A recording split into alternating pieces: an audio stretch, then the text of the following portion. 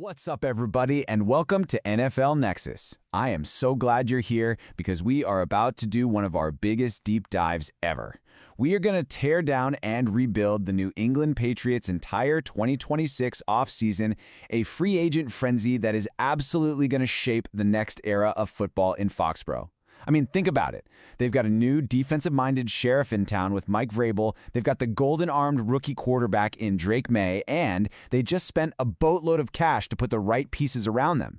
So we're going to get into every single signing, the thinking behind the contracts, and what it all means for the massive task of, well, rebuilding an empire. Now, these explainers take a ton of time to put together, so if you're a fan of this kind of detail, the best way to help us out is to smash that subscribe button and ring the notification bell. And real quick, before we jump in, a great way to support the channel is by checking out our NFL-themed coloring books. Seriously, they're great for everybody, kids, grandkids, or even for you to just chill out with. The link is right down in the description, or you can scan the QR code later on. All right, let's get into the blueprint. So this is the big one, right? This is the question that's probably keeping the entire Patriots fan base up at night, but it's also the thing that makes it so exciting. Look, rebuilding isn't just about slapping some paint on the walls and hoping for the best. It's not about plugging a couple of holes, no. It's about laying a brand new foundation, one that's strong enough to hold up another dynasty. For 20 years, let's be honest, the Patriots were the NFL's Roman Empire. They were inevitable. And after a few years of, let's call it wandering in the desert, the mission is now perfectly clear. It's time to build again. But the question is, where in the world do you even start? Well, you start at the top. You start with leadership. Any great project starts with its architects, and for the Patriots, it's a new duo that's built on toughness and raw talent. It all starts with head coach Mike Vrabel, a Patriots legend coming home, bringing that hard-nosed, no-nonsense philosophy with him. He's here to bring the culture back. But you know, the coach is only one part of the puzzle. The other part, the centerpiece, the cornerstone that this whole thing is built on, is rookie quarterback Drake May. Every single move, every dollar that was spent this offseason, it all boiled down to one goal: create an environment where these two guys can succeed and kickstart the next great chapter of Patriots football. Okay, so coming into this offseason, the Pats front office basically had a 4-point battle plan, a checklist. Number one, and this is the obvious one, you just spent a top draft pick on Drake May, so you have to go out and get him a real #1 caliber weapon he can grow with. Number two, and it's just as important, you've got to protect that massive investment. Drake May's talent means absolutely nothing if he's running for his life every Sunday, so fixing that leaky offensive line was completely non-negotiable. Three, you flip to the other side of the ball. Vrabel's got a new defensive system, and he needs smart, savvy veterans who can walk in on day one and execute, and also teach the younger guys the ropes. And finally, the big one. All of these moves, all of these pieces, had to serve the ultimate goal: bringing back that relentless winning culture that defined this team for 2 decades. So let's start with the most glaring need, the one everyone was talking about all last year. You know, a quarterback, especially a rookie with a cannon for an arm like Drake May, is only ever going to be as good as the guys he's throwing to. And for what felt like way too long, the Patriots' passing game just didn't have a true, reliable guy. There was no focal point. It was time for a major, and I mean major, infusion of talent.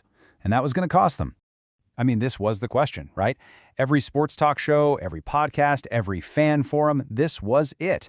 The wide receiver room had become this revolving door of short-term rentals and guys who just didn't pan out. For a young QB like May, a guy who needs timing and trust to thrive, he desperately needed that go-to guy, you know, his safety blanket, somebody who can consistently win on third down, who knows how to get open, and who you know has the surest hands on the entire team. This was not the time for New England to go bargain shopping. They had to make a real statement. They had to go out and pay for a proven winner. And that statement signing was Romeo Doubs. After 4 really solid years in Green Bay, catching passes from 2 pretty good quarterbacks in Aaron Rodgers and Jordan Love, Doubs hit the open market as the exact kind of player the Patriots were dreaming of. He's not just a speed guy who runs deep, and he's not just a possession guy who moves the chains. He's a versatile, super smart receiver who just gets the game. He's precisely the type of player a young quarterback can build a real connection with, because you know he's going to be where he's supposed to be every single time. Okay, let's get into the nitty-gritty here, because these numbers tell a really important story. 21 touchdowns in 4 years, that shows you right there he's a serious threat in the red zone. But here's the number that really jumps out at me. That 724 yards last season was a career high. That tells you he's not slowing down. He is just now entering his prime. So the Patriots aren't just paying for what he's already done. They're making a huge bet on what he's about to do. Look, in Green Bay, he was a fantastic number 2 option. The Patriots are betting that with the sheer number of targets he's going to get here, he has all the tools to become a true top-tier number 1 for Drake May. In that bet, well, it is backed by a whole lot of money. A 4-year deal worth around $80 million. Folks, that is top-of-the-market money for a receiver. This isn't just taking a flyer on a guy, this is a declaration. This is the Patriots front office planting their flag and anointing Romeo Doubs as the new centerpiece of their entire passing attack. This contract is them looking at Drake May and saying, this is your guy. It's them telling the rest of the league, yeah, we're serious about scoring points again. But you know, it's not all about the stats and the money, right? The chemistry, the connection between a quarterback and his number 1 receiver, that's where the real magic happens. And it seems like that's already starting to click. For Doubs to come in and immediately be this positive about Mayers is a fantastic sign. He actually said one of the main reasons he chose New England was the chance to grow with a young, talented quarterback. That mutual respect, that's the bedrock of trust. And that trust is what lets a quarterback rip a ball into a tiny window on 3rd and 8 because he just knows his guy is going to be there to make the play. Okay, so you've got your new number 1 receiver. Awesome. But that's only half the battle, isn't it? Step 2 is making sure your multi-million-dollar quarterback has a clean pocket and more than 2 seconds to find him. I mean, you can have Jerry Rice out there, but he's not going to do you much good if your quarterback is on his back before he even finishes his 3-step drop. The Patriots' O-line, especially on the inside, absolutely had to be fixed. It is one of the oldest truths in football, and it's as true today as it was 50 years ago. You can shatter a quarterback's confidence. You can ruin his mechanics. You can stall his entire development with constant pressure. And for a righty like Drake May, that pressure coming from his left side, his blind side, is an absolute nightmare. So protecting him wasn't just, a priority. It was a code-red, mission-critical necessity for the future of the entire franchise. They needed an anchor. So who did they get to be that anchor?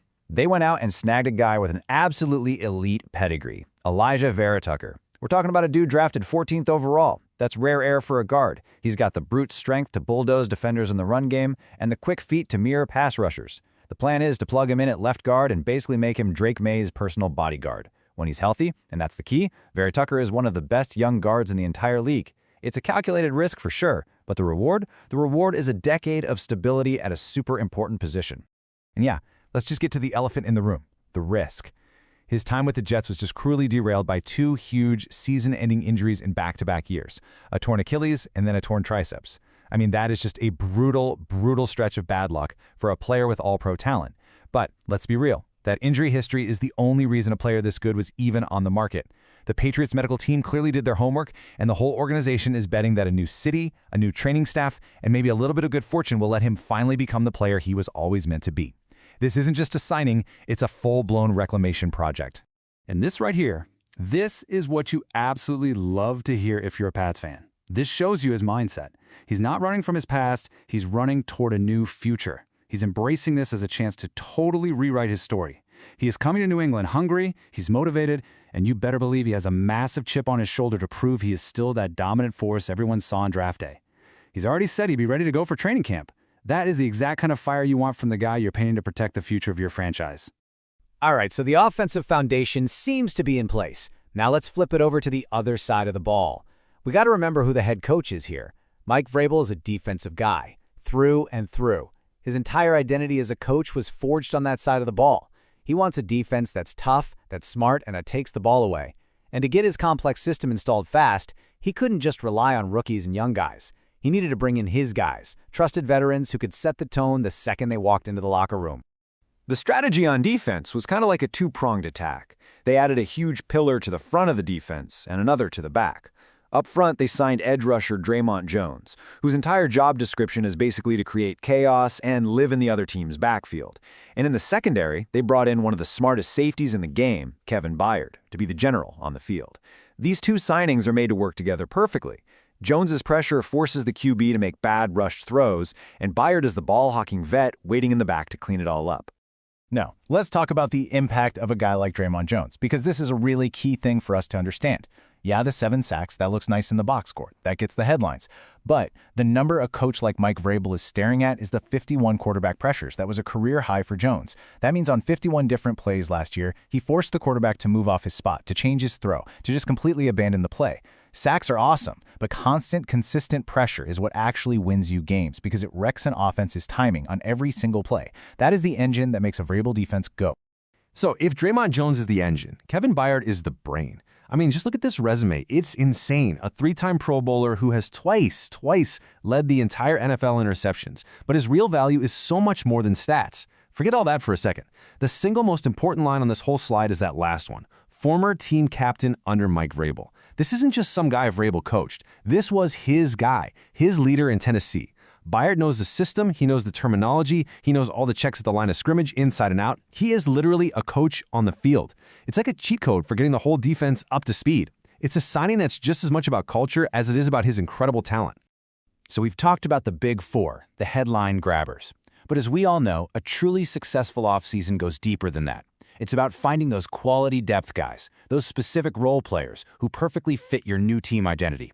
The Patriots didn't just stop with those cornerstone pieces. So let's pull the camera back and take a look at the whole picture, the entire 2026 free agent class, including the guys they brought in to win on the margins. Okay, so here's the whole crew, the full class of reinforcements. We've gone deep on the big four. Dobbs will be rocking number 87, Vera Tucker's in 75, Jones has that funky single-digit number 5 for alignment, and Byard's in his classic 31. But let's check out these other critical pieces. Reggie Gilliam, number 44, is a throwback smash-mouth fullback from Buffalo. If you want to be a physical offense, you need a guy like him leading the way. Julian Hill, number 80, is a young tight end with a lot of potential who's going to be a key depth piece and a force on special teams. And then there's Mike Brown, in at number 33. Notice a theme here? He's another one of Vrabel's guys from Tennessee. He's a safety who already knows the system and will be a core special teamer. This isn't just throwing money at players. This is a hand-picked class designed to build a complete football team. All right, so after all that, after all the analysis, the contracts, the new faces, it all boils down to the one question that really matters. Was it enough? The Patriots identified their problems, that's for sure. They were aggressive, and they spent the money to get their guys. But in the absolute gauntlet that is the AFC, are these the right moves to get this franchise back to being a true contender? You know, when you lay it out like this, problem and solution, side by side, you have to give the front office credit. Their plan was incredibly clear and methodical. For every single problem we talked about at the beginning, they have a direct, targeted answer. They needed a weapon.